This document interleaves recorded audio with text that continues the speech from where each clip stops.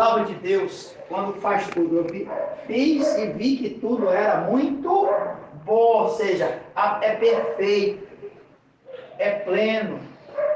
7, vai falar dos atributos do Espírito de Deus. Se você quiser abrir aí, em Isaías 11, você vai entender melhor o que Apocalipse está falando a respeito dos 7 Espíritos.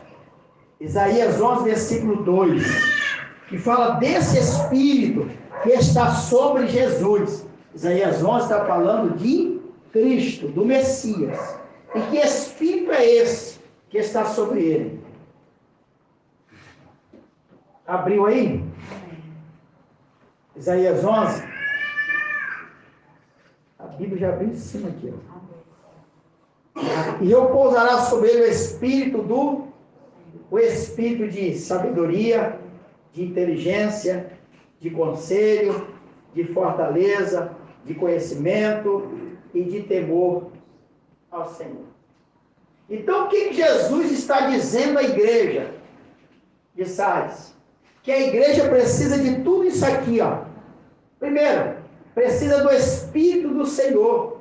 Porque sem o Espírito do Senhor é impossível nós nos mantermos fiéis a Deus. Deixa eu te explicar uma coisa. Sem o Espírito Santo é impossível o ser humano obedecer a Deus. Tem pessoas que acham difícil se afastar do pecado, dizer não ao pecado. Tem pessoas que acham difícil cumprir certas coisas. Já conversei com um crente, o cara disse para mim assim: rapaz, é impossível o ser humano amar o seu próximo como ele mesmo. Eu falei: não, meu filho, é impossível o ser humano amar o próximo como a ti mesmo se não tiver o Espírito de Deus. Porque a Bíblia diz que o Espírito Santo, em Romanos capítulo 5, versículo 8, derrama sobre nós o seu Espírito e derrama de forma abundante. Então veja, é impossível quando eu não tenho o Espírito do Senhor, porque sem o Espírito Santo, a igreja é como um carro que não tem combustível. Já viu um carro sem combustível? Ele até faz barulho, não faz? Ele não faz um barulho? Faz ou não faz? Bota a chave, mas ele não tem aquela sonoridade firme do motor, porque não tem combustível. Ele não vai tirar o carro do lugar, porque não tem combustível. Assim, uma igreja sem a presença do Espírito Santo. E deixa eu te dizer uma coisa, você precisa entender isso aqui. A igreja de Cristo, ela precisa prezar, reverenciar, ter apreço pelo Espírito Santo, porque o Espírito Santo parece que é o Deus desconhecido. As pessoas parecem que querem usar o Espírito Santo. Hoje é culto de libertação, culto de poder, porque Deus vai fazer, vai acontecer. Não, meu filho, não é assim que funciona, não. Você precisa ver Deus, o Espírito Santo, que é Ele que está conosco. Jesus foi assunto aos céus e o Espírito Santo desceu e ele está dentro de nós. Eu posso ver o Espírito Santo em você através da tua vida. Você é templo, é casa, é morada de Deus. Então você precisa entender que ele está em você. E todo aquele que está na casa, morando, precisa ter um relacionamento correto. Nós precisamos olhar o Espírito Santo de uma forma reverenciada, respeitosa, amorosa.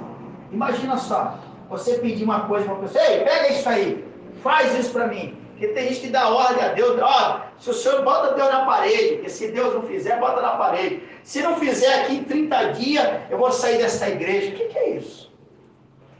Você está falando com quem? É com o seu José lá na padaria? É com as tuas negras que você está falando? É com Deus? A gente tem que aprender isso aí, como igreja. Porque quando a gente não sabe tratar o Espírito Santo, ele sai da igreja e vai embora. Ele vai embora, ele sai. Eu já fui em igreja, eu já preguei em algumas igrejas. Eu já entrei em igreja que o Espírito Santo não estava lá. Ele falou para mim: eu não estou aqui. E eu não estou aqui. Uma vez eu cheguei na porta de uma igreja, eu olhei assim.